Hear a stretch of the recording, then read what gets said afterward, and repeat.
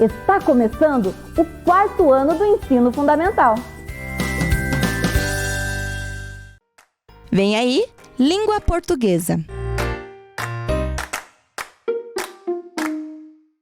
Bom dia, crianças!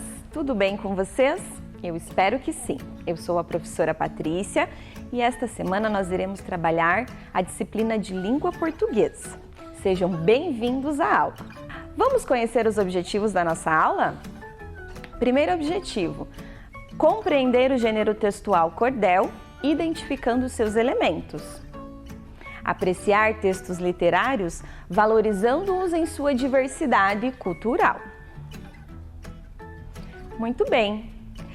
Para iniciar a nossa aula, a professora trouxe para vocês o vídeo de um cordelista e poeta bem conhecido aqui no nosso país, o Braulio Bessa, certo?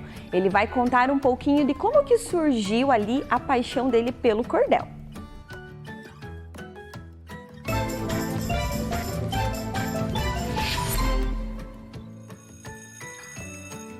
Olha, eu lembro muito do professor Erizon, que foi o professor que apresentou a poesia para mim e que talvez me pariu como poeta, nem sabe. Eu não tinha interesse nenhum por poesia, por literatura, nem de ler eu gostava. E ele era um professor que sempre levava muito material artístico para a sala de aula, me apresentou o poeta Jessia Quirino, me apresentou Cordel de Fogo Encantado, quando eu vi Lirinha declamando poesia, eu queria declamar. E quando eu tive contato com a poesia de Patativa do Assaré na sala de aula, também foi por esse professor. E ali nasce a minha vontade de transformar através da poesia, já que quando ele botou um livro de poesia na minha mão, eu me senti transformado, que um menino de uma cidade de 18 mil habitantes no sertão do Ceará não tinha sonho, não tinha... Eu botei na cabeça, eu quero ser poeta, um dia eu vou lançar um livro e vou transformar a vida de alguém. E eu devo tudo isso ao poder da educação, à sala de aula, ao professor, e continuo acreditando muito na força do professor. Um guerreiro sem espada, sem faca, foice ou facão, armado só de amor, segurando um giz na mão. O livro é seu escudo que lhe protege de tudo que possa lhe causar dor. Por isso que eu tenho dito, tenho fé e acredito na força do professor. Eu sou Braulio Bessa, poeta de Alto Santo, no Ceará. Fui aluno do professor Erizon, na Escola Francisco Nonato Freire. Valeu, professor!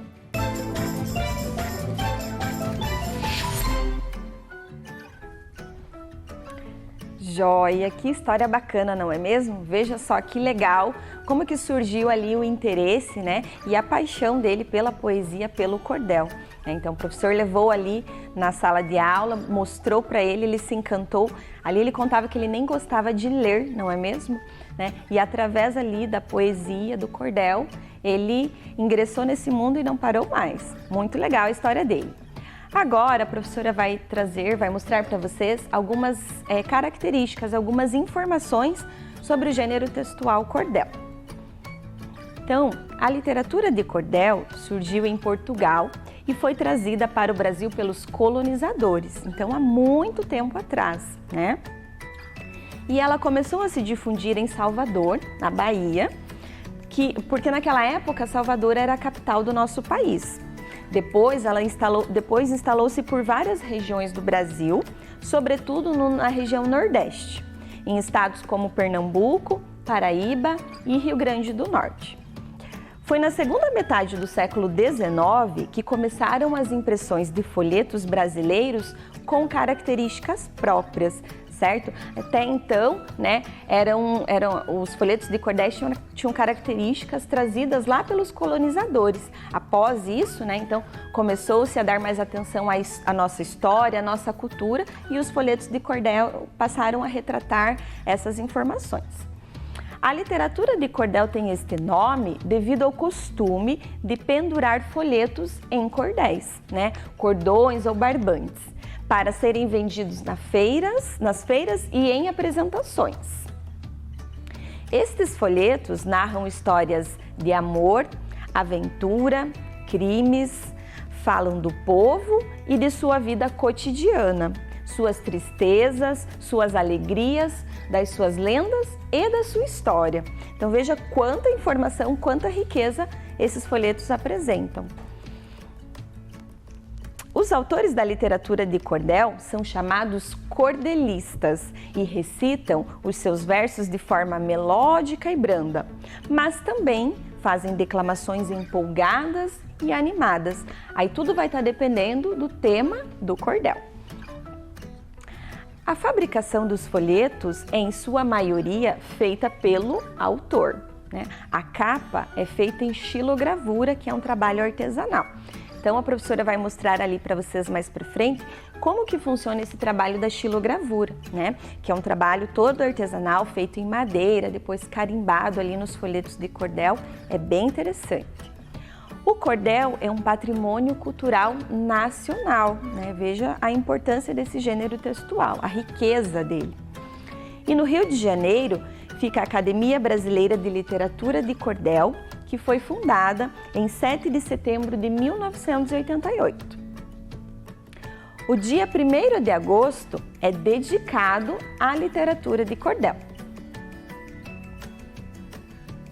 Joia! Então a professora trouxe aqui uma informação para vocês, né? O cordel ele pode ser declamado ou cantado, né? Sempre com entonação, com musicalidade. E aqui vocês podem observar, né? A zabumba, o triângulo, a sanfona, né? O violão. Então são instrumentos bem característicos deste gênero textual também. Ali, ó, a professora colocou assim, o cordel pode ser declamado ou cantado, mas ele não é poema, né? Muita gente confunde esse gênero textual com o poema por conta da questão das rimas e tudo mais. Mas vamos aqui ver um pouquinho a diferença sobre eles. O cordel é um texto narrativo, em forma de poema, que nasceu da tradição oral. Ele é feito para ser cantado ou contado em voz alta. As rimas garantem o seu ritmo e a sua musicalidade. O cordel é diferente de um poema. Por que será, né? Vamos ver? Pois tem como principais características a linguagem coloquial, humor, ironia e sarcasmo. E a presença de métricas e rimas, né? Então o cordel ele tem toda uma característica ali, além dessa questão da linguagem coloquial, de ser uma linguagem mais informal, de fazer críticas, ter a questão do sarcasmo, ainda tem a presença de métricas. Nós já vamos ver o que significa isso. O poema já apresenta uma linguagem mais formal, mais profunda, certo? E aqui, vejam bem, aonde será que nós encontramos, né, normalmente o cordel? Aqui na nossa região ele não é muito comum, né, mas lá na região Nordeste, então, é encontrado em eventos, em feiras também, e normalmente a exposição dele se dá assim, né, pequenos folhetos pendurados ali com um grampo, mesmo grampo de roupa simples, né, nos cordões, né, em formas, parecendo até mesmo um varal. Então aqui vamos retomar algumas das características principais do cordel.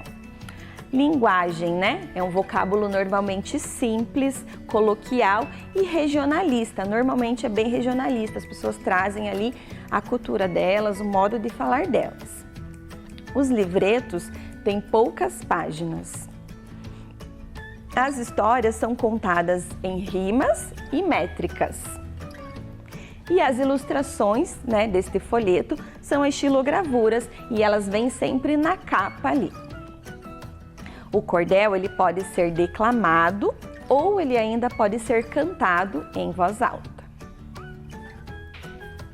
Agora eu trouxe para vocês um outro cordel que a professora Cida, lá da Escola Maria Antônia, gravou com bastante carinho.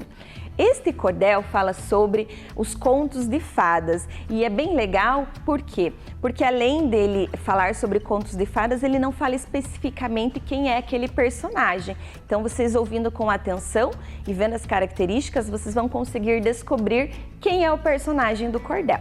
Vejam só. Sempre como era uma vez, assim começa uma história. Eis que surgem os heróis, cheios de fama e de glória. Menicinhas aventureiras, os vilões, as feiticeiras, que habitam nossa memória. Rainhas bravas, notórias, também reis e os cavaleiros. Castelos, bosques e florestas, duendes, anões forasteiros. Criaturas encantadas, presentes nos contos de fadas. Inventados? Verdadeiros. Esses contos corriqueiros nos trazem ensinamentos, utilizando a magia, seu principal instrumento. Nos abrem o coração e na imaginação semeiam o encantamento. Já estou que não me aguento e começo a perguntar: como se chama a menina que a vovó foi visitar, levando muitos docinhos? Isso mesmo, a Chapeuzinho, no bosque a cantarolar. O vilão, o lobo mau, aparece em outros contos, como aquele dos irmãos, um sabido e os outros tontos. E quem são os irmãozinhos? Muito bem, os 3 porquinhos que venceram o confronto. Um outro monstro feroz a mocinha sequestrou e a levou ao seu castelo, mas ela se rebelou. Quem se lembra o nome dela? Pois ela se chama Bela, que a fera transformou. E são tantas outras histórias que me recordo com carinho. Aquela que à meia-noite esqueceu seu sapatinho. Qual é mesmo o nome dela? Mas é claro, a Cinderela, que enfrentou os descaminhos. Uma outra, num espinho, o seu dedinho espetou. Caiu num sono profundo e somente despertou por seu amor socorrida. É a Bela adormecida. Parabéns para quem lembrou. E quem aqui mergulhou, depois de brincar na areia com os peixinhos do mar, viu a moça que passeia lá no fundo do oceano? Que princesa estou falando? É a pequena sereia. Uma moça muito doce, de alma pura e tão leve, escondeu-se na floresta e assim a história descreve. 7 astutos anõezinhos viraram seus amiguinhos. Quem é? A Branca de Neve. Um homem que é feito de lata, um leão não tão feroz, um espantalho, digamos, meio bobo cá pra nós, com seus sapatos tinindo, Dorothy se viu partindo pro mundo mágico de Oz. Além, muito daqui, distante léguas e milhas, uma menininha muito esperta caminhou por outras trilhas. Eu digo se ninguém disse, o seu nome é Alice no País das Maravilhas. Os reinos são como ilhas que flutuam no outro mundo. As fadas, quando aparecem, interferem num segundo, revolucionando a senda. Concedem graças e prendas, seu mistério é tão profundo. E se olharmos mais a fundo, as histórias nos contam. Há tempos desconhecidos, esses enredos apontam a nossa herança ancestral, magia junto ao real, nesses contos que se contam.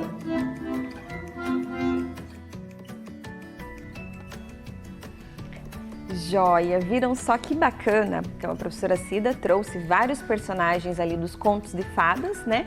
Em forma de cordel para nós. Muito bem, vamos continuar. Então vejam só, né? A professora trouxe para vocês esta história. Por quê? Porque para nós tratarmos da questão da pluralidade cultural. Então veja quantos assuntos, quantas temáticas, né? Nós conseguimos abordar dentro do gênero cordel. E como a professora havia comentado com vocês, o cordel surgiu ali, né, na região norte do nosso país e ficou especialmente aqui nessa região, né, Pernambuco, Paraíba ali, na Bahia também. Então ele é muito forte nessa região, né? Então a região Nordeste, ela é referência em cordel no nosso país. Já que estamos falando da região Nordeste, então a professora trouxe para vocês uma estrofe de um cordel que fala sobre as características do povo nordestino. Então acompanhem aqui comigo.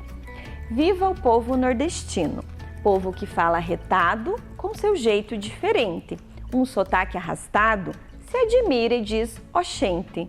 Ao bom forró é fiel, manda bem no cordel e dá um show no repente. Tá? Quem escreveu esse cordel foi o Juarez Alencar Pereira.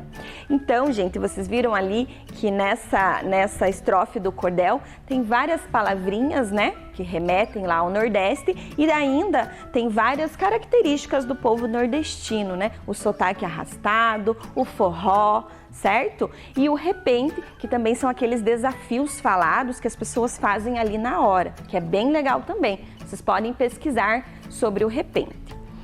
Aqui também nós temos que dia 8 de outubro é dia do nordestino, veja só que legal. Então a professora trouxe aqui algumas palavrinhas que são bem típicas do vocabulário, que só de ouvir falar a gente já lembra lá do pessoal do Nordeste, lá dos nossos amigos do Nordeste. Vixe, oxi, arriégua, arretado, acunha e mar-menino, né? Sempre que a gente ouve essas palavrinhas aí, a gente lembra, se lembra lá do vocabulário bem legal deles. E também trouxe para vocês alguns cordelistas, gente. Então, até o Braulio Bessa cita ali no vídeo que a professora mostrou para vocês, o Patativa do Assaré. Então, nós vamos conhecendo, né, um pouquinho a mais de alguns dos principais cordelistas do nosso país. O primeiro que a gente vai ver é o Leandro Gomes de Barros. Veja, então. Leandro Gomes de Barros nasceu em Pombal, na Paraíba, em 19 de novembro de 1865 e faleceu em Recife, Pernambuco, no dia 4 de março de 1918. Ele foi um importante poeta de literatura do cordel brasileiro, autor de vários clássicos e com folhetos, veja só que interessante, que ultrapassam a casa dos 3 milhões de exemplares vendidos. Tá? Então, dia 19 de novembro é comemorado o Dia do Cordelista, em homenagem ao nascimento do Leandro Gomes de Barros. Então, ele foi um precursor da literatura de cordel no nosso país. Aqui também nós temos uma figura muito importante, que é o Ariano Vilar Suassuna. Normalmente, quando ouvimos falar dele, a gente conhece por Ariano Suassuna. Ele nasceu em Paraíba do Norte, que atualmente é a cidade de João Pessoa, lá na Paraíba, no dia 16 de junho de 1927 e faleceu no dia 23 de julho de 2014 em Recife, Pernambuco. Ele foi um importante dramaturgo, romancista, ensaísta, poeta e professor brasileiro.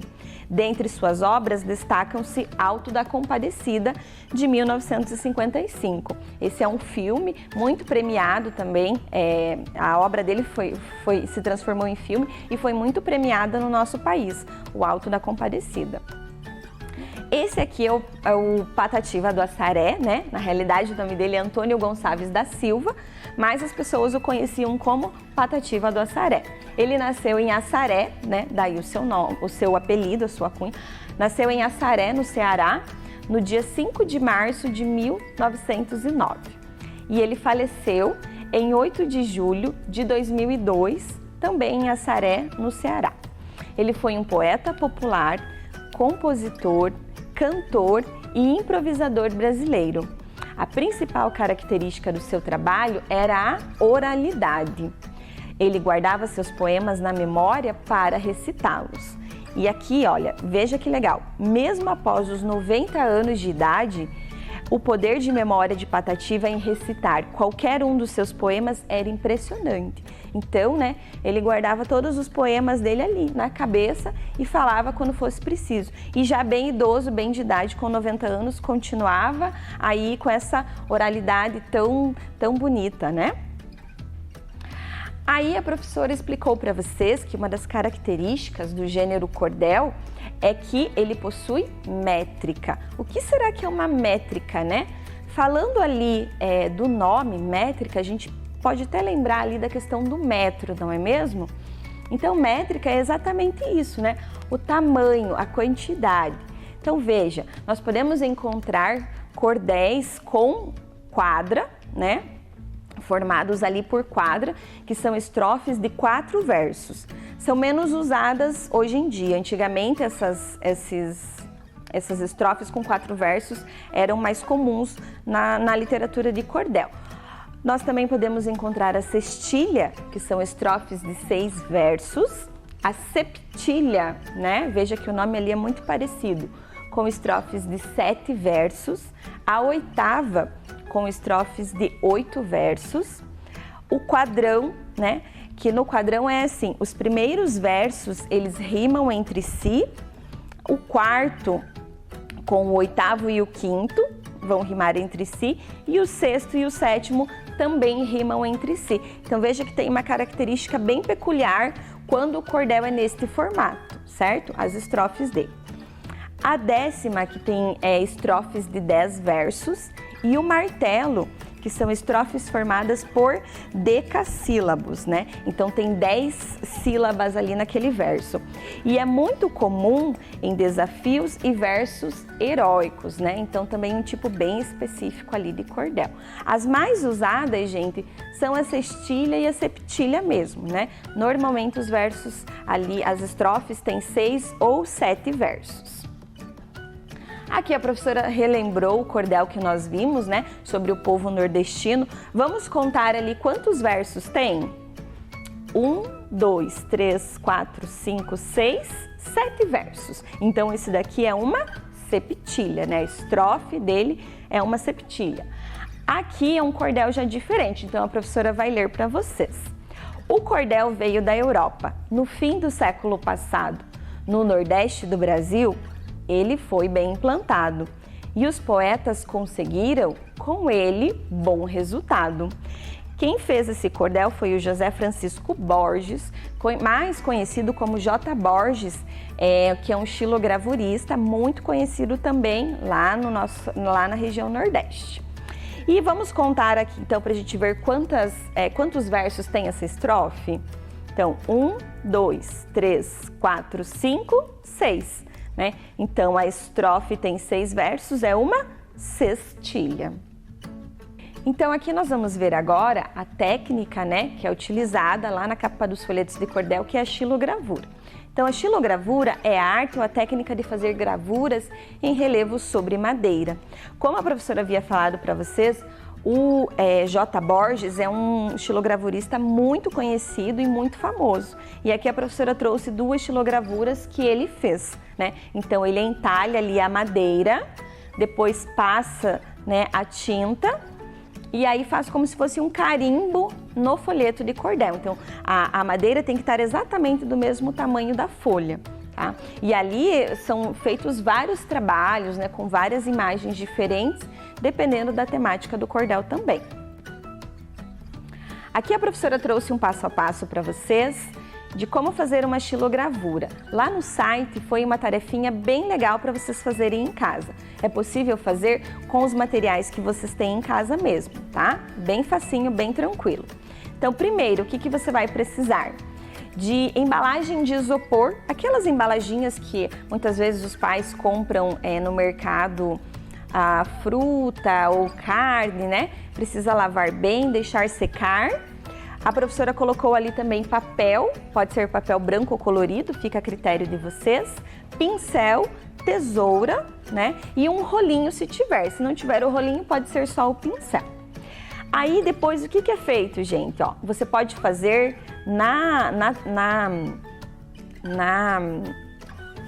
no isopor ali, né? Na embalagem do isopor, o desenho que vocês quiserem, certo? Então você vai desenhar, você pode copiar um desenho, né? Enfim, fica a critério de vocês também. Você vai fazer ali o desenho lá na sua embalagem. Depois de feito o desenho, é interessante você passar também, se você conseguir, um palito de churrasco ali em cima do seu desenho para ele ficar melhor desenhado, tá? Igual tá aqui na imagem mesmo. Depois você vai passar ali tinta preta ou também pode ser da sua preferência, né? A cor da tinta, por cima de todo o seu desenho, né? Vai cobrir todo ele. Depois você vai pegar a folha de papel, Aqui vejam que já foi cortada a bordinha da embalagem de isopor, né? Depois você vai pegar ali o papel com a tinta ainda molhada e você vai vir e vai como se fosse carimbar ali a folha na embalagem. Então aqui mostra, né, apertando, você pode até apertar assim devagarzinho e aqui mostra o resultado final. Então, como que fica a xilogravura depois de pronta. Aí é só esperar secar e montar o seu folhetinho de cordel. Joia? Agora a professora vai mostrar para vocês um vídeo da professora Cida, né, fazendo um cordel na casa dela. Então veja como é bem simples, porque vocês usam o que vocês têm em casa mesmo, então é bem tranquilinho de fazer.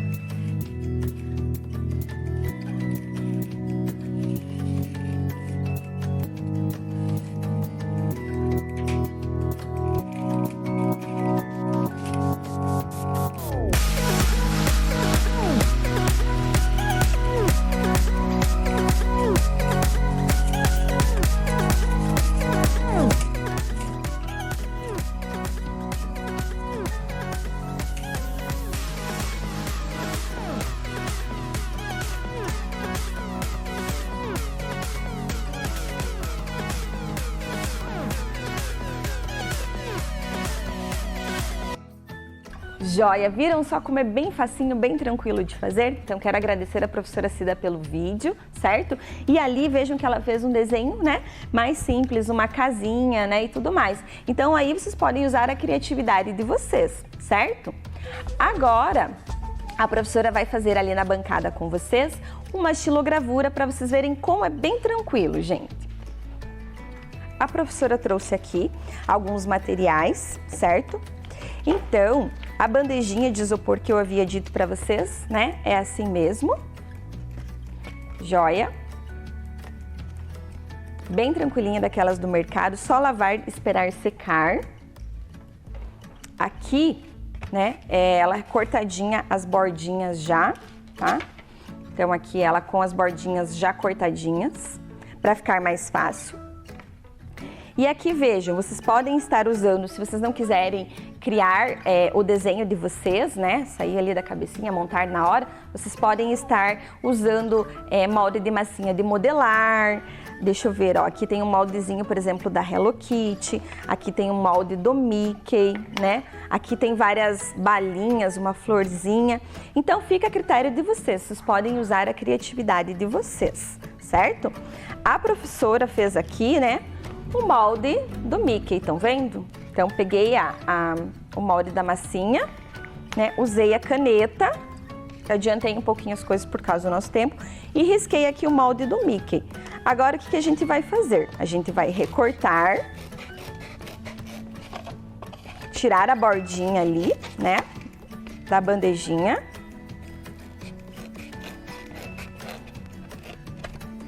Cuidado com a tesoura, qualquer coisa peçam ajuda em casa.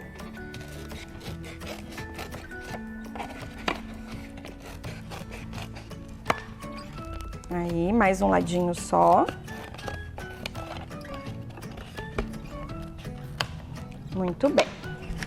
Então agora, nós vamos passar a tinta aqui na nossa xilogravura. Ó, a professora tem o rolinho aqui e eu tenho o pincel também. Eu vou passar com o pincel.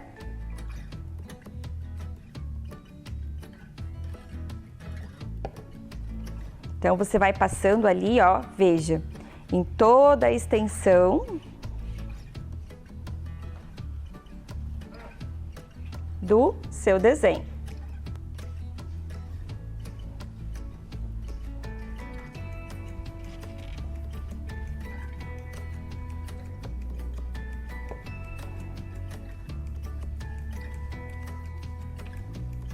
Joia. Aí a professora vai pegar uma folha. Vamos ver, torçam aí por mim para que dê certo minha xilogravura. Em casa deu certo. Vamos carimbar ali como mostrava no nosso vídeo.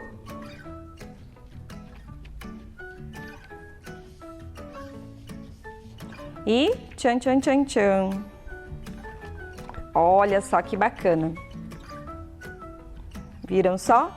E aí, gente, vocês podem usar a criatividade e fazer vários desenhos, né, que vocês gostem. Os meninos aí gostam de Pokémon, né, as meninas gostam das princesas, enfim, usem a criatividade. Aqui, eu espero que dê para ver, a professora fez um cacto, né, em homenagem lá ao sertão do Nordeste, o solzinho, tá? Então, usem a imaginação, usem a criatividade de vocês, joia? Muito bem. Já fizemos a xilogravura, já conhecemos as características do cordel. Agora a professora tem um desafio para vocês. Quem aí já jogou o quiz? Quem aí já jogou o quiz em casa, né? Então veja, o quiz é um joguinho de perguntas e respostas e a professora vai trazer algumas perguntas e respostas para ver se vocês ficaram craques nessa aula. A primeira pergunta, o que é literatura de cordel? Vamos ver as opções? São poemas? São textos com estrofes, versos e rimas? Ou são textos informativos? Vou dar um tempinho para vocês pensarem.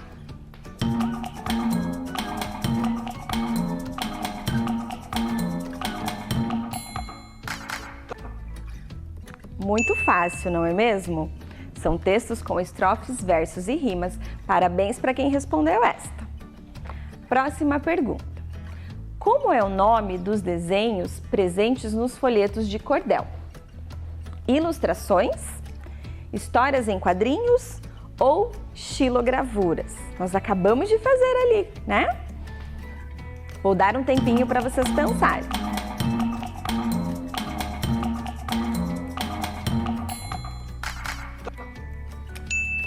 Muito bem, parabéns para quem respondeu xilogravura. A próxima questão.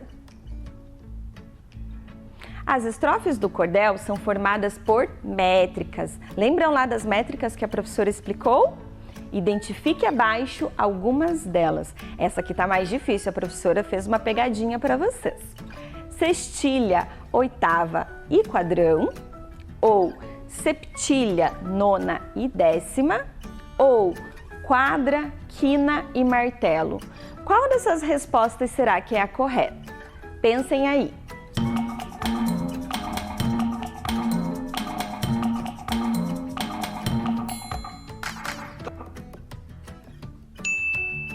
Acertou em casa? Eu espero que sim, né? Então aqui a sextilha, a oitava e o quadrão. Aqui a septilha e a décima são métricas do cordel, a nona não. E aqui, gente, a quadra e o martelo sim, a quina não. Muito fácil essa também, não é mesmo? Como que se chama a pessoa que faz cordel? Repentista, poeta ou cordelista? Pensem aí.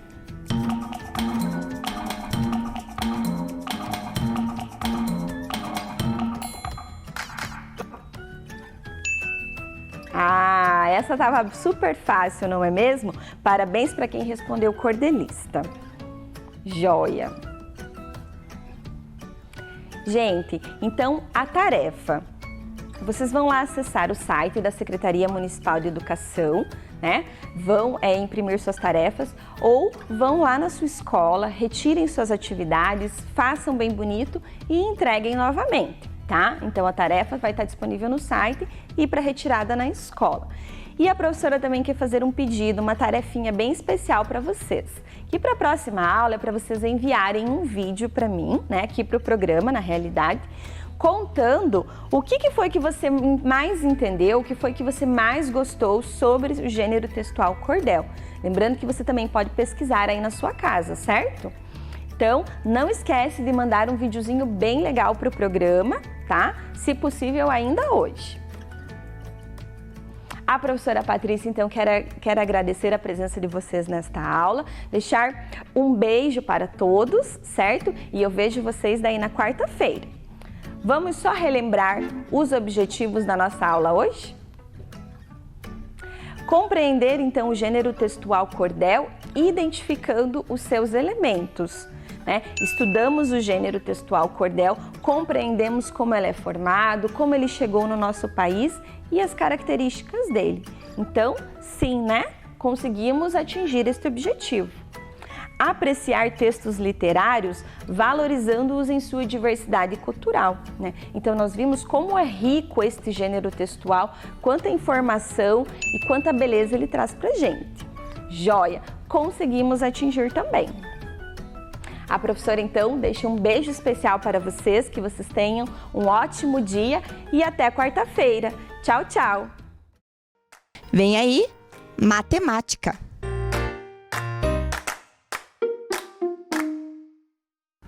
Olá, crianças! Tudo bem com vocês? Bem-vindos aqui a mais uma aula de matemática com a professora Analim. Bem-vindos também aos alunos da Educação dos Jovens e Adultos que acompanham aqui as nossas aulas todas as manhãs. Todos vocês muito bem-vindos. Vamos para o objetivo da nossa aula? Vamos ver o que nós vamos aprender hoje? O objetivo da nossa aula, então, é efetuar multiplicações e divisões em contexto de desafios numéricos para ampliar seu repertório de cálculo. Então, é isso que nós vamos fazer na aula de hoje, né? A aula passada, né? A nossa aula anterior, a gente trabalhou com as ideias da adição e da subtração, né? Fizemos aqui os cálculos em desafios numéricos aditivos, né? Envolvendo tanto adições quanto subtrações. E hoje nós vamos fazer a mesma coisa, só que nós vamos pegar a ideia da multiplicação e da divisão. Isso mesmo, né? Multiplicar e dividir. Então, a gente vai usar essas multiplicações e divisões nos contextos de alguns desafios e dentro do desafio a gente vai pensando sobre as adições e as subtrações, ok? Então, nós vamos fazer isso na aula de hoje. E para a gente começar, a professora trouxe aí o primeiro desafio que vai aparecer na telinha para vocês. Procurando múltiplos e divisores. Esse é o nosso desafio. Então, vocês estão observando aí que tem alguns números, né? Estão observando que vocês vão do 2 ao 9, né? 2, 3, 4, 5, 6, 7, 8, 9. Então, esses números aí, tem alguns números dentro deles. Estão vendo que tem alguns números pequenininhos dentro de cada um? Então, ótimo. Então, presta bastante atenção nisso, que nós vamos trabalhar com essa situação agora aqui na mesa da professora. Então, vejam, nós temos aí, né, na telinha apareceu para vocês, essa mesma imagem que está aqui no cartaz ao lado que a professora trouxe, né? Nós temos ali os números, né, do 2 até o 9, e dentro dos números nós temos alguns outros números pequenos, né? 2, 4, 6, 8, 10, 12, 14, 16, 18, 20, 22, 24 no número 2. 5, 10, 15, 20, 25, 30, 35, 40, 45, 50, 55, 60 no número 5. 4, 8, 12, 16, 20, 24, 28, 32, 33, 40, 44, 48 no 4. E assim, né, por diante aí nos outros números. Então veja aqui, cada um desses números que estão aqui no nosso cartaz traz dentro deles alguns números bem familiares. Vocês já ouviram esses números, já viram esses números em algum lugar aí? Né, no contexto aí do 2, do 4, do 5, já viram? Em algum lugar? Aonde? Isso, na tabuada. Muito bem, então os números que estão dentro do outro, né, desse maior, é os números que estão na tabuada dele. Então aqui no 2 nós temos os números da tabuada do 2.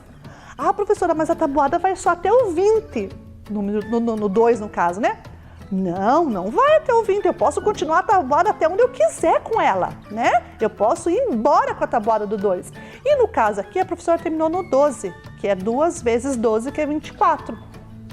Né? 1, 2, 3, 4, 5, 6, 7, 8, 9, 10, 11, 12. Então, 12 vezes 2 é 24. 11 vezes 2 é 22. Então, eu vou continuando aqui. Eu poderia ter 13, 14, poderia ir embora, se eu quisesse. Mas aqui na nossa atividade, a gente foi até o número 12, porque o que a gente vai trabalhar aqui? Todos os números que estão aqui dentro desse número maior são da tabuada dele. Então, isso significa o quê? Que cada um desses números aqui é múltiplo do 2. O que é ser múltiplo de um número? Então, nós vamos pensar aqui com a professora agora aqui na nossa lousa. Bem, quando a gente fala múltiplo, então a gente faz assim, ó, um número que eu vou multiplicar por 2, que vai ser outro número. Então, ó, né? A ideia que nós estamos trabalhando de múltiplo é essa. Um número qualquer que vezes 2 vai dar outro número que eu quero também. Então, quando a gente multiplica o fator, um dos fatores é o 2, significa que o produto que está aqui é múltiplo do 2, tá? E eu multiplico ele tantas vezes para obter esse resultado. Então, no caso ali, vamos pegar um exemplo, né? Vamos pegar aqui, por exemplo, o 5, né? 5 vezes o 2 é 10. Então, o que eu tenho? 10 é múltiplo do 2, porque eu multiplico 2 5 vezes para encontrar 10. Então, essa ideia do produto ser múltiplo de um dos fatores, que também é múltiplo do outro, né? Se a gente for pensar, o 10 também é múltiplo do 5. Mas aqui nós estamos trabalhando com a ideia da tabuada do 2. Então, nesse caso, nós temos aqui o 10 como múltiplo do 2 e do 5, porque ele é produto dessa multiplicação aqui. Ok? Então, é essa ideia que nós vamos ter aqui nesse nosso painel de números, né? O nosso painel de números serve para isso. Nós vamos trabalhar com ideia de múltiplos e divisores. E para isso, a professora trouxe uma tabela, essa tabela que está aí aparecendo para vocês na telinha agora, né? Eu tenho que pensar num número que eu posso dividir por outro, ser igual a um tanto, e nesse caso, eu estou pensando no divisor, aí eu vou ter que olhar lá no nosso quadro, né, para a gente descobrir. Então, a professora vai pegar, por exemplo, aqui um número qualquer. Vou escrever aqui na tarjeta, né? A professora vai colocar aqui, ó, 24. Então, o primeiro número que eu peguei é 24. Eu quero dividir o 24 por 3.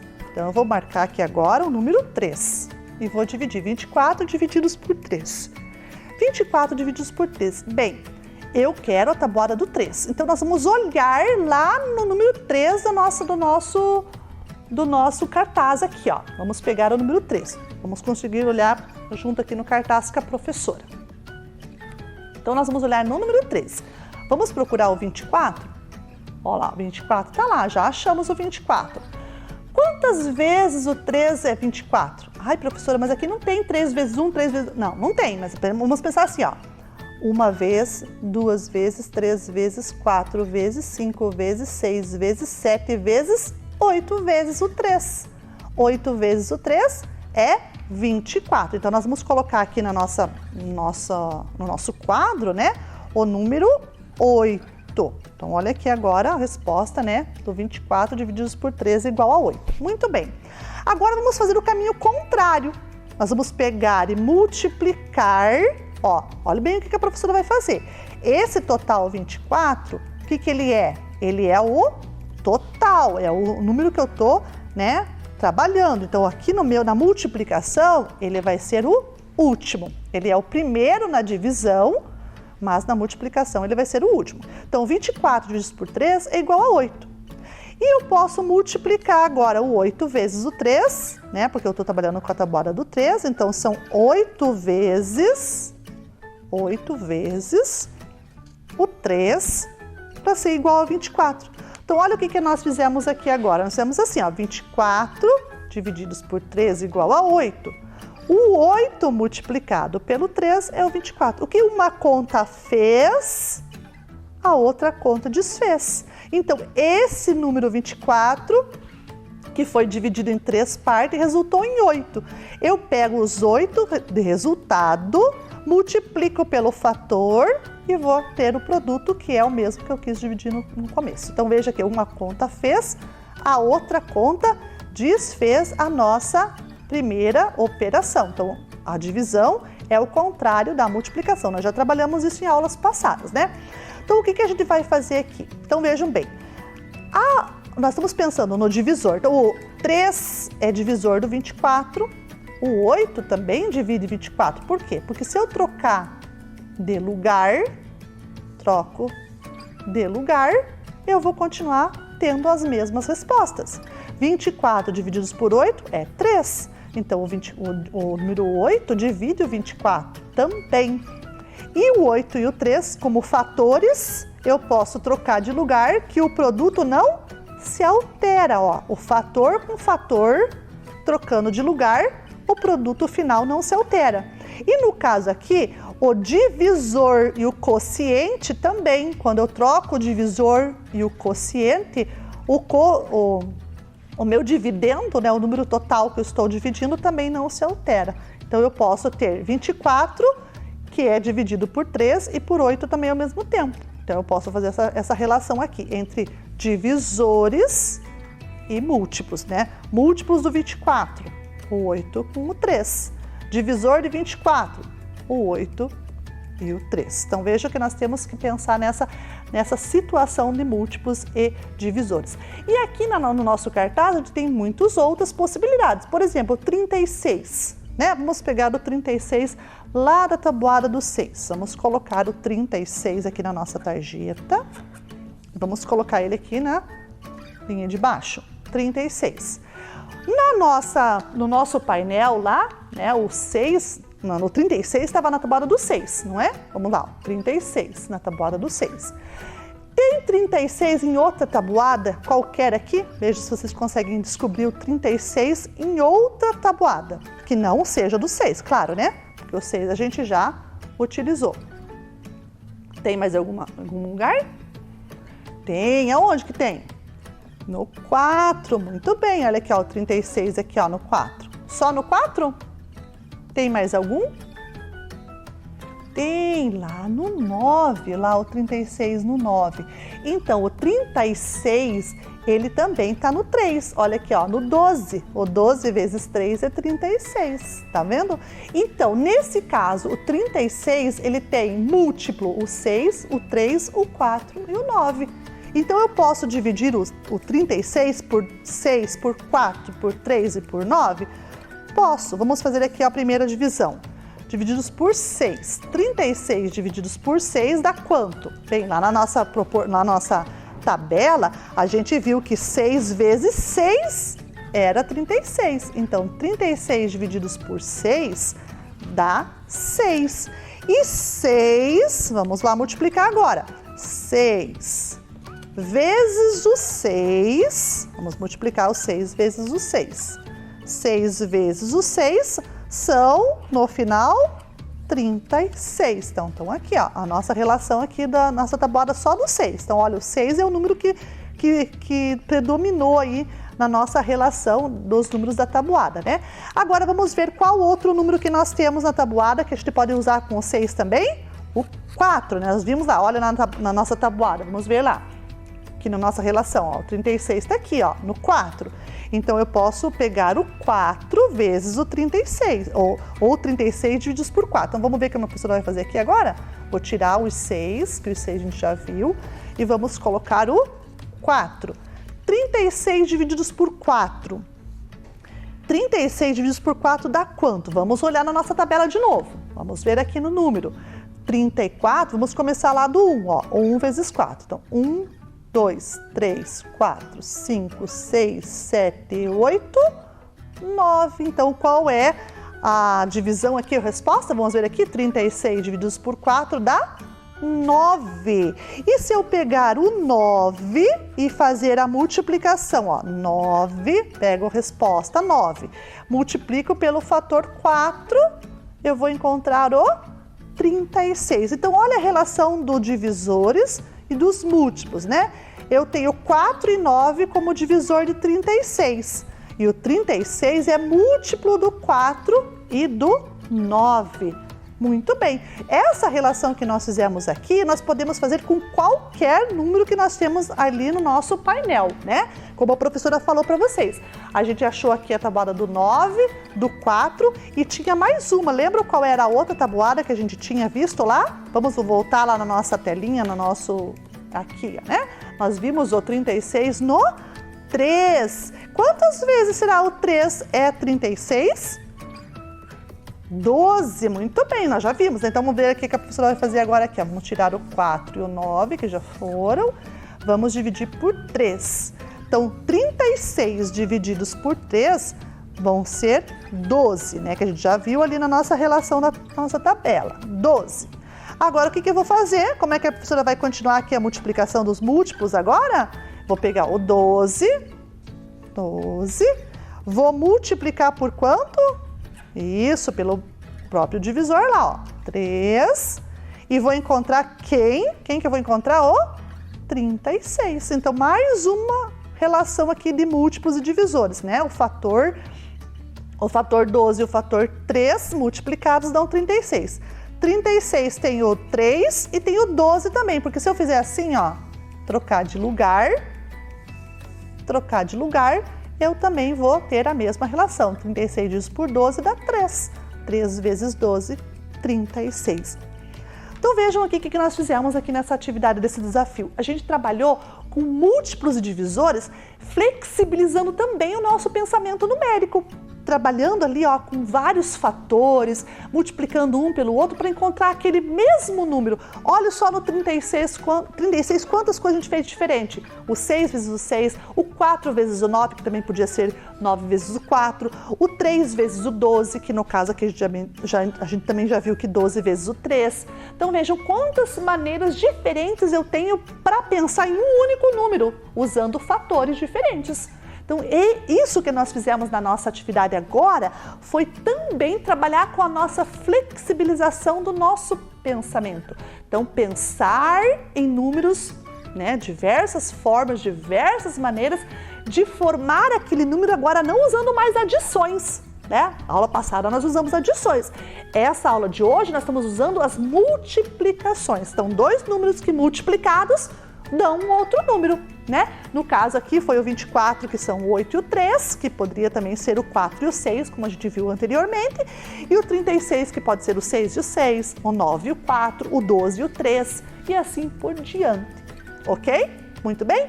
Então essa relação que nós acabamos de fazer é exatamente isso que a professora vai anotar aqui agora no quadro para vocês observarem. Então a professora vai fazer aqui essa relação que a gente acabou de fazer ali. O 3 vezes o 12 é a mesma coisa que o 4 vezes o 9. Então, olha aqui a relação que a professora acabou de fazer aqui na descoberta que a gente fez. 3 vezes o 12 é igual a 4 vezes o 9. Por quê? Porque esse produto e o valor do produto desse e o produto desse são iguais. 36, 36. Então, olha aqui uma regularidade que a gente achou, né? O número 36 pode ser escrito 3 vezes o 12 ou pode ser escrito 4 vezes o 9. Ou se a gente pode inverter os fatores aqui também, 12 vezes o 3 e 9 vezes o 4. Então, e além do 6 vezes o 6, né? Que eu poderia fazer mais isso aqui, ó. 6 vezes o 6, que também é 36. Então, olha quantas maneiras diferentes que eu tenho para fazer o número 36. No caso aqui foram 3, mas eu poderia encontrar muito mais maneiras se eu pegasse outros fatores para trabalhar com o número 36, ok? Muito bem. Então aqui nós já trabalhamos com a primeira ideia, foi o primeiro desafio nosso. Agora vamos para o nosso segundo desafio. Qual será o nosso segundo desafio? Vamos ver aí na telinha? O nosso segundo desafio se chama Organizando os Números. Nós temos ali, ó, aparecendo para vocês, um conjunto de cartinhas numéricas ali, numeradas, né? Carta número 1, número 2, número 3. E do lado de cá, um tabuleiro com escrito conjunto A, conjunto B e uns números soltos, né? Do 0 até o 9, sendo repetido alguns deles. Então, o que nós vamos fazer nesse desafio aqui na mesa da professora? Então, olha lá. Então, nós vamos fazer assim. Nós temos aqui dois conjuntos, o A e o B, algumas cartas numeradas, né, que estavam lá aparecendo para vocês, e algumas comandas, né, umas cartas com alguns comandos. Olha, por exemplo, essa carta aqui, ó. Nós vamos organizar, como que a gente vai trabalhar com esse desafio, professora? Nós vamos colocar aqui alguns números dentro do conjunto A, né, já vamos ver quais são os números que a gente vai colocar aqui no conjunto A. A partir dos números que a gente vai colocar aqui no conjunto A, nós vamos arrumar no conjunto B. É isso que nós vamos acabar de fazer, ok? Então, vamos fazer aqui agora o seguinte. A primeira cartinha diz, tem uma comanda ali que nós vamos ter que descobrir qual é os números que a gente vai colocar ali. Então, primeiro, na primeira posição, aqui a gente vai colocar os números 1, vamos colocar aleatório, né? 1, 2, 3, 4, 6 e o 5. Do 1 ao 6, né? No caso, são 6 algarismos, do 1 ao 6. Então, tá aqui, ó, as posições estão aleatórias. A cartinha número 1 me dá umas dicas de como arrumar esses algarismos aqui. Se vocês notaram, no tabuleiro está escrito aqui, ó, primeiro, segundo, terceiro, quarto, quinto, sexto. Estão vendo esses números marcados ali? Quer dizer, são as posições, a primeira, a segunda, a terceira, a quarta, a quinta e a sexta posição que eu vou ter que arrumar esses números que estão aqui, tá? Então lá, o que a nossa carta número 1 diz lá? Nós vamos ter que arrumar de modo que o primeiro multiplicado pelo último resulta em 3. Qual dos números que está aqui que eu vou ter que pegar para atender a essa condição? O primeiro multiplicado pelo último resulta em 3. Então só pode ser o 3 e o 1, né? Então o primeiro multiplicado pelo último resulta em 3. Muito bem. Qual que é a próxima dica? O produto do terceiro com o quinto resulta em 30. Opa! Segundo com o terceiro, o quinto, desculpa, o terceiro com o quinto, né? Então, o terceiro tá aqui, esse é o terceiro, o quinto tá aqui. O produto dos dois resulta em 30. Qual desses que está aqui que vai estar no lugar ali para resultar em 30? Isso, ó, podemos pegar aqui, ó, o segundo era o terceiro, produto do terceiro com o quinto. Então, terceiro com o quinto, resultou em 30? 6 vezes 5 é 30? Isso, muito bem. Agora, na sequência, o segundo é o dobro do quarto. O segundo é o dobro do quarto. Então, só pode ser dobro o 4 do 2. E a gente organizou o conjunto B de acordo com as dicas que estavam nesta cartinha. Ok? Conseguiram visualizar? Muito bem. Então, nós podemos fazer agora uma segunda arrumação? Podemos, com os mesmos números. Então, vamos colocar os números de volta aqui no lugar, né? Para a gente seguir agora a segunda cartinha. O segundo e o terceiro são múltiplos. Múltiplos pode ser o 4 e o 2, o 6 com o 3, o 6 com o 2. Agora ainda não sei quais que eu vou pegar. Então vamos para outra, seguindo a sequência, para ver se a gente consegue, pela sequência, adivinhar qual é o segundo e o terceiro. Ao multiplicarmos o primeiro pelo quarto, encontramos 2. O primeiro pelo quarto. Então aqui eu já consigo, ó. Primeiro pelo quarto, nós encontramos 2. Pronto, 2 vezes 1 é 2. Opa, então eu já sei que o 4 e o 2 não eram naquela primeira condição que foi me dada, né? A segunda e o terceiro são múltiplos. O que sobrou aqui? O múltiplo sobrou entre eles quais? O 3 e o 6 são múltiplos entre eles, né? Então, o 6 e o 3 eu poderia pegar. Então, o segundo e o terceiro são múltiplos. Segundo e o terceiro são múltiplos. Beleza. Continuando. O quinto e o sexto são sequência um do outro. Sequência um do outro. Consigo fazer aqui? Consigo. Então, o quinto e o sexto. O quinto e o sexto. Um sequência do outro. Um sequência do outro é o 4 e o 5. Arrumei de novo a minha segunda organização do conjunto B a partir das dicas que nós tínhamos nessa carta numérica. Então veja, essa brincadeira, esse desafio, ele funciona assim, com um tabuleiro, com alguns números, alguns algarismos, né? Que aqui a professora usou só alguns, mas a gente poderia trocar, usar outros números aqui. E seguindo a essa dica, nós vamos organizando os números no lugar certo a partir do que está escrito na carta. Então essa é uma outra atividade de desafio aí, né, de múltiplos e divisores que a gente pode trabalhar. No caso aqui a gente trabalhou só com os múltiplos, né? Mas a gente poderia fazer perguntas também de divisores. Um é metade do outro, um divide o outro, enfim, nessa sequência, tá bom? E aí, terminamos a nossa aula de hoje, já estamos aí na reta final. Vamos só lembrar do nosso objetivo? Qual era o objetivo da nossa aula de hoje? Efetuar multiplicações e divisões em contexto de desafios numéricos para ampliar seu repertório de cálculo.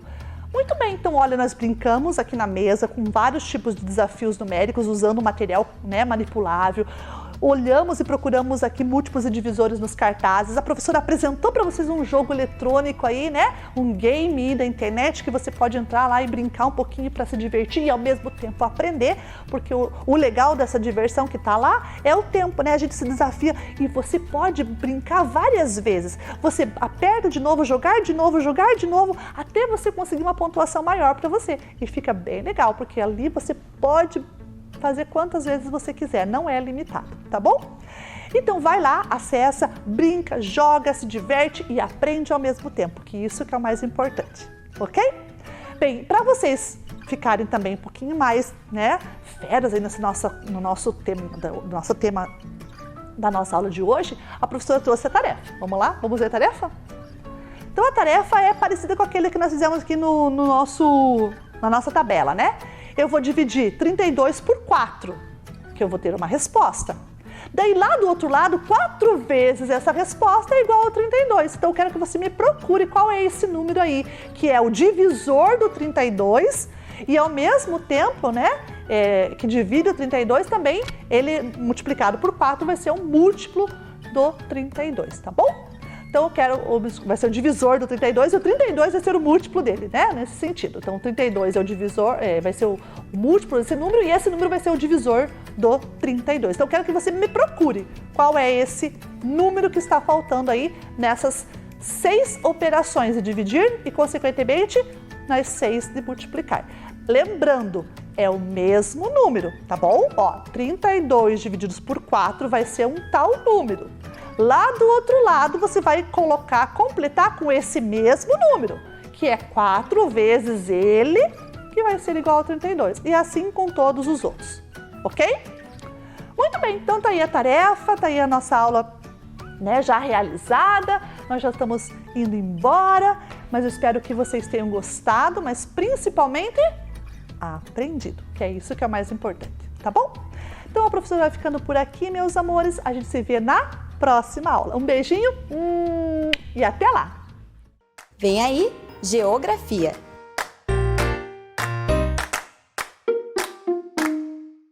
Boa tarde, crianças! Tudo bem com vocês? Animados para mais uma aula de Geografia? E hoje a nossa aula vai ser muito legal, porque nós temos uma convidada muito especial que vai encher vocês de conhecimento. Então cola o olhinho lá. Então vamos começar com os nossos objetivos?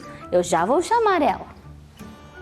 Então os nossos objetivos de hoje são: repensar o consumo de água como forma de diminuir as agressões ao planeta Terra. Cuidar da água como forma de manutenção da vida. Então agora eu vou sair um pouquinho e vai vir a professora Andréia dar uma aula muito legal para vocês. Prestem bastante atenção. Boa tarde, crianças, tudo bem? Eu sou a Andréia, sou geógrafa e educadora ambiental da Secretaria Municipal de Meio Ambiente. E hoje eu vim aqui conversar com vocês mais um pouquinho sobre a questão da água no nosso planeta. Vamos começar nossa aula? Primeira coisa que a gente precisa entender é o que é o meio ambiente, né? Então, o meio ambiente é tudo que cerca o ser vivo e o não vivo. É tudo: clima, solo, água, ar, nutrientes e todos os organismos. E as pessoas e os animais também fazem parte do meio ambiente.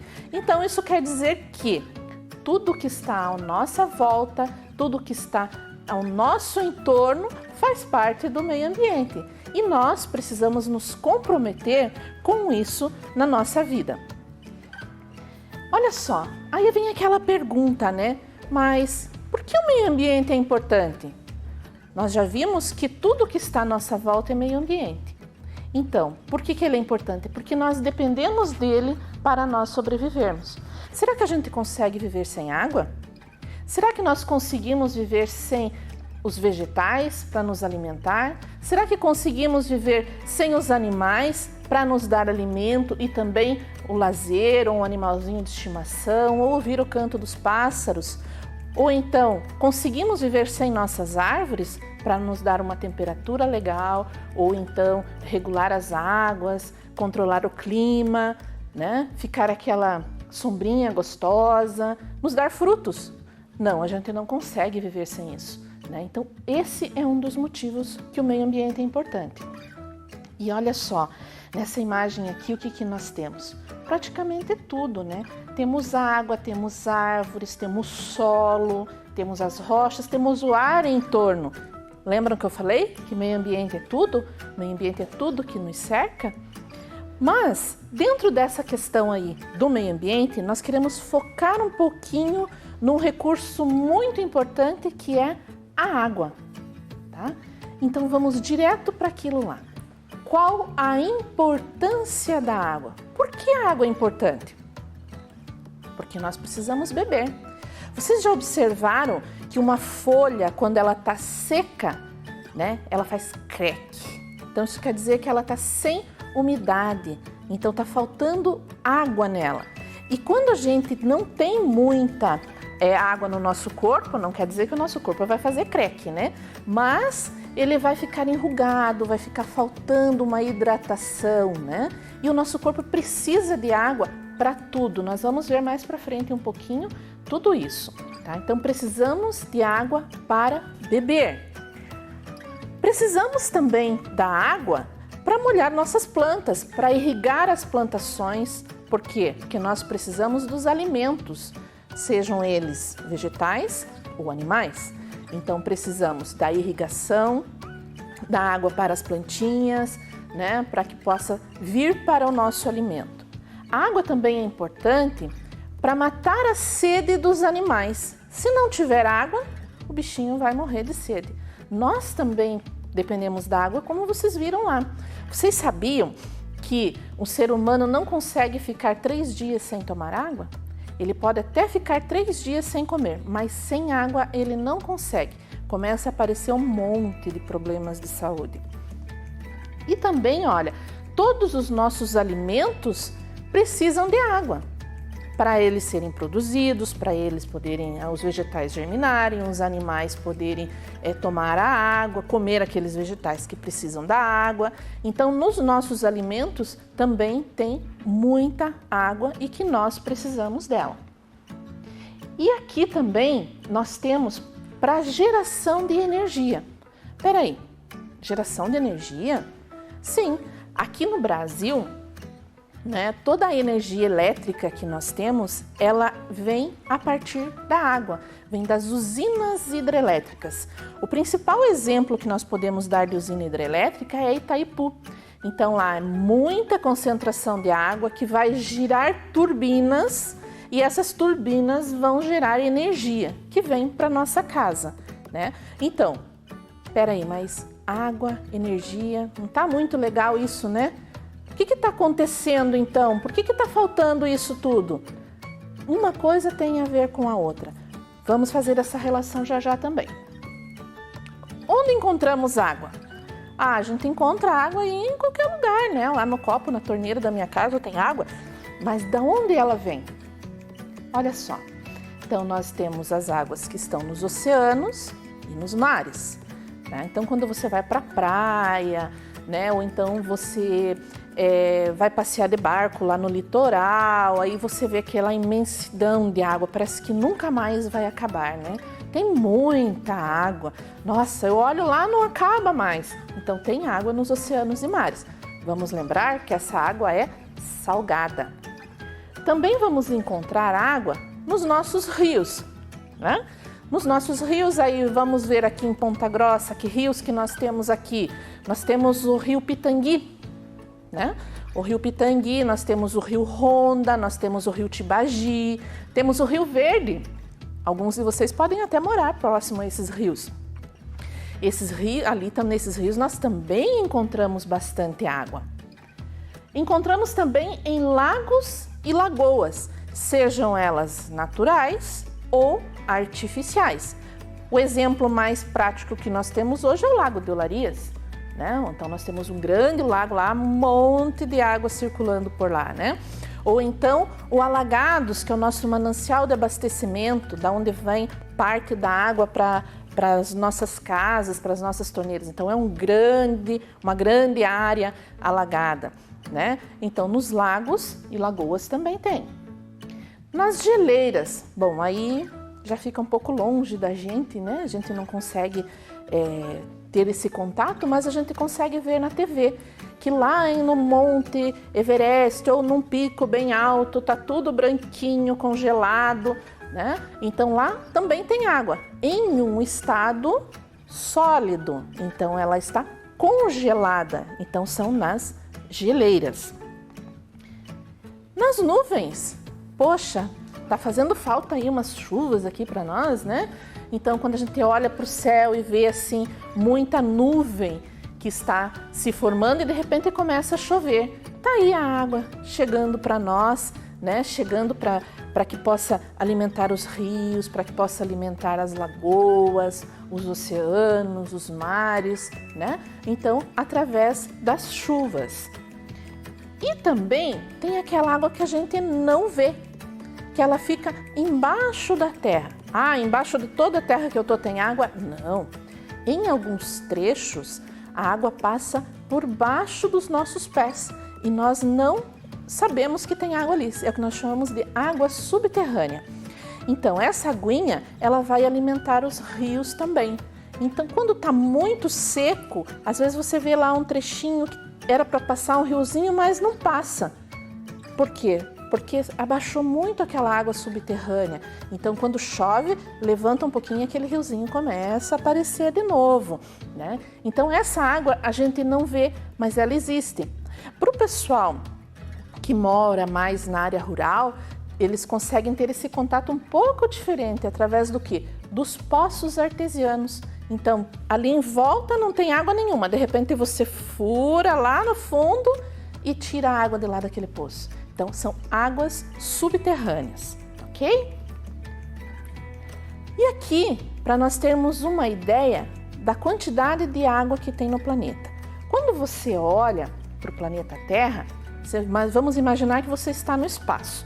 Aí você olha para o planeta Terra, mas não deveria ser chamado planeta Terra, e sim planeta Água, né? Porque você vê mais água no planeta do que Terra. Vejam, 70% da superfície do planeta é água e 30% é terra. Guardem bem esse número, 70 e 30, né? Então, nosso planeta tem bastante água. Mas será que esta água está disponível para nós consumirmos? Nós, seres humanos, que dependemos dela para sobreviver? Olha só, de toda a água que existe ali disponível no planeta, né, nós temos que 97% é água salgada. Ou salgada? Como é que eu vou tomar essa água? Não consigo. Então vejam que é só um pedacinho, uma quantidade bem pequenininha de água que não é salgada.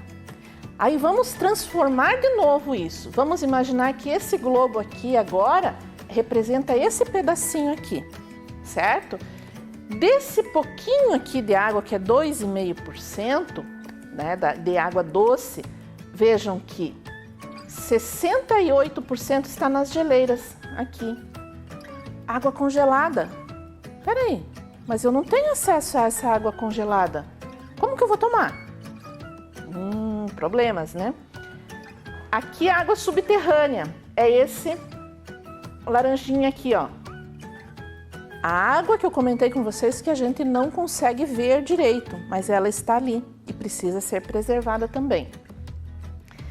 0,9%, que é esse verdinho aqui, são da umidade do ar. Não, mas no ar tem água? Tem água sim. E nós precisamos também para manter a nossa respiração dessa aguinha que fica no ar, né? E apenas 0,3% nos rios e lagos, que é de onde nós tiramos a água que vem para a nossa torneira, na sua maioria, tá? Então, num geral, o que nós temos disponível para nós, para o nosso abastecimento, são 0,3%. Então, é muito pouquinho. E daí, como é que tá tudo isso? Será que a gente está cuidando direito? Aí, lembram que eu pedi para vocês guardarem lá? 70% do planeta água, 30% terra. olha só, nosso corpo tem 70% também de água? Nossa! Igual o planeta Terra? Sim, então nós também temos que cuidar da quantidade de água que tem no nosso corpo, assim como nós temos que cuidar da quantidade de água que tem no planeta. Então, se nós precisamos de tudo isso de água para nós sobrevivermos, lembrem que o planeta Terra também precisa, e precisa de água de qualidade. Olha só que bacana, para vocês entenderem algumas coisinhas. 75% do nosso cérebro é água. Então, às vezes, eu começo assim, brinco o dia inteiro, né? Faço várias atividades o dia inteiro e não tomo água. Aí chega no final do dia, nossa, que dor de cabeça que eu tô. Aí você toma um copo d'água, passou. Às vezes você quer tomar um remedinho, né? Mas às vezes não é o remedinho que fez o efeito, e sim a água. Por quê? Porque eu precisava colocar água no meu cérebro. Olha só, os ossos, osso é duro, né? Tem água também? Tem, porque por ele tem que circular líquidos também, os nossos ossos. Os nossos rins, 83% está no nosso rim, precisa para filtrar o sangue. Aí você vai no médico, o médico diz, né? Olha, tem que tomar 2 litros de água todos os dias para manter a quantidade no nosso corpo, para poder filtrar os rins, para melhorar nossa pele. Os músculos, 75%. Por isso que quando tá lá o atleta tá correndo ou quando você brinca muito, né? Você precisa estar pondo água, senão começa a doer a perna, começa a doer tudo, né? E 83% no sangue, para poder levar todos os nutrientes para todo o nosso corpo. Aí nós precisamos ver também que temos pouquinha água disponível para nós e que nós precisamos cuidar. E como nós podemos cuidar dessa água? De algumas formas para evitar o desperdício dela. Quando for escovar os dentes, lembrem lá, fecha a torneira. Ó, aqui tá errado isso aqui, não tá legal, né? Então, escovou os dentes, fecha a torneira, escova, escova, escova, para fundo, pro lado, atrás, escova a língua, abre a torneira e enxagou a boca. Ou você pode fazer melhor, você tá com um copinho, né? Com água, e você pode fazer essa higienização com apenas um copo d'água. Outra coisa, vai lá na descarga e vê que está vazando ou que entupiu e aquilo começa a sair água para tudo que é lado, né? Chama o papai, chama a mamãe para poder arrumar aquilo ali. Hoje tem algumas caixinhas que tem 2 bolinhas em cima assim, uma que vai menos água, outra que vai mais água. Se puder colocar essas caixas de descarga, né, para diminuir a quantidade do uso da água, melhor. Ou então, vi que a torneira tá pingando, mas era a torneira do meu vizinho, né? Então deixa ele lá, ele que se vire. Não, você pode ir lá e avisar, olha vizinho, vamos ser amigos do meio ambiente, nós precisamos cuidar da água, cuida da sua torneira, fecha lá um pouquinho, fecha mais um pouquinho, né? Ou então tá vazando, arruma lá, amigo, porque a gente precisa cuidar disso tudo. Em casa, a mesma coisa, evitar que deixe torneira pingando. Às vezes, as crianças vão no banheiro, lavar as mãos e esquecem a torneira aberta. Precisa fechar e não pode deixar pingando. Chuveiro também, né? Olá, por falar em chuveiro, na hora de tomar banho, né? Lá brincou o dia todo, ai, vou tomar um banho, vou relaxar, né? Aí fica lá embaixo do chuveiro. E a água indo embora, e a água indo embora, e cantando, e pega o microfone lá, faz de conta que a escova é o microfone, começa a cantar embaixo do chuveiro e a água indo embora, né? Olha só, desliga o chuveiro, se ensaboa tudo direitinho, aí se enxagou. Gente, não precisa demorar uma eternidade no banho. Banho é uma coisa que pode ser rápida. Ah, você quer cantar no banheiro? Termina de tomar banho, desliga o chuveiro e pode continuar cantando, né? Não precisa você ficar cantando embaixo do chuveiro com a água ligada. Outra coisa, quem tem carro, né? Carro, moto, bicicleta, né, caminhão de brinquedo, grandão, né? Ao invés de pegar a mangueira e ficar lavando, pega balde d'água, lava, joga. É muito mais econômico do que lavar com a mangueira. Louça também. Louça antigamente não tinha torneira nas nossas casas. E o que a gente fazia? A gente lavava a louça tudo dentro de uma bacia grande, né? Por que nós não podemos voltar a fazer isso? Lava tudo, ensaboa tudo, põe do ladinho, pega, concentra a água ali, né? Ensaboa tudo, põe do ladinho, daí você liga a torneira e enxagoa tudo de uma vez. Porque se você ficar ensaboando e enxaguando a louça com a torneira ligada, aí nós vamos ter bastante perda de água. Então, gente, vocês viram quanta coisa que nós vimos referente à preservação da água, aos cuidados que nós temos que ter com a água. Água é um recurso que nós precisamos preservar. Nós dependemos dela para a nossa sobrevivência. E todos os seres do planeta também precisam dela para a sobrevivência. Você está cuidando direitinho da sua água em casa? Você está escovando o dente com a torneira fechada? Está tomando banho rápido? E o carro? Você está lavando com balde? Tem certeza que você está fazendo tudo isso? Ah, eu tô, professora, mas o meu pai não tá.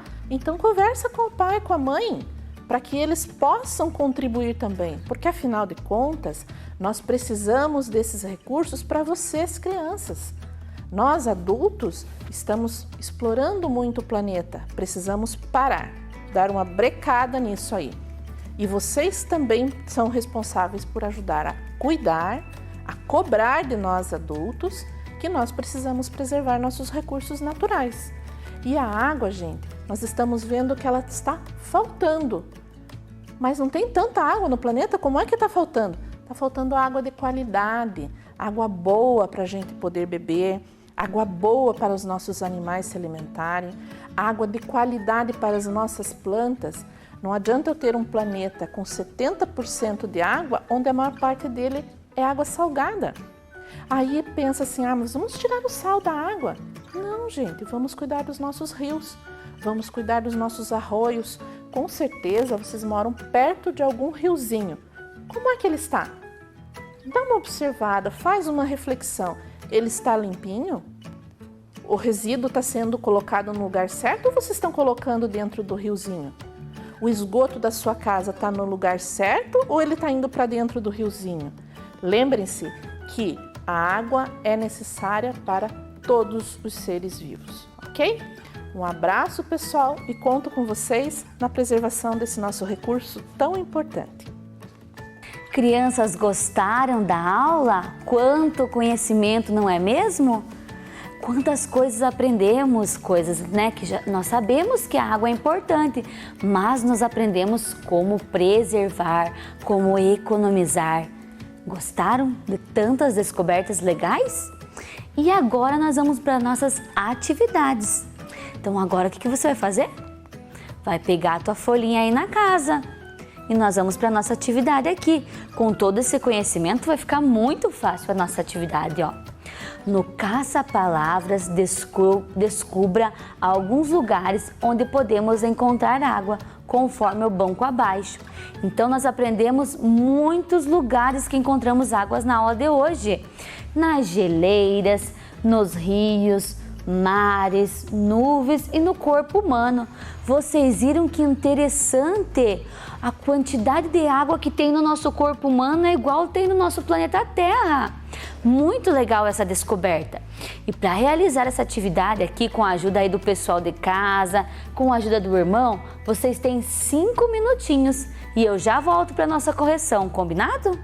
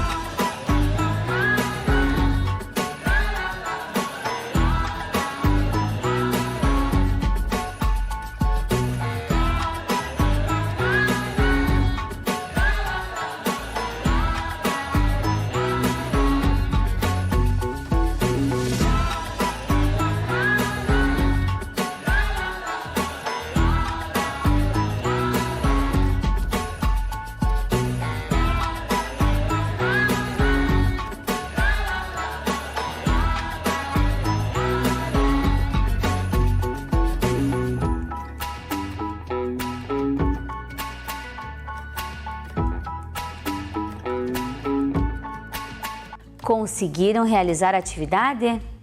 Isso, crianças, muito bem, tenho certeza que sim. Quem não conseguiu achar alguma palavrinha, fica de olho aí agora na correção da professora Ariadne e vai colorindo lá.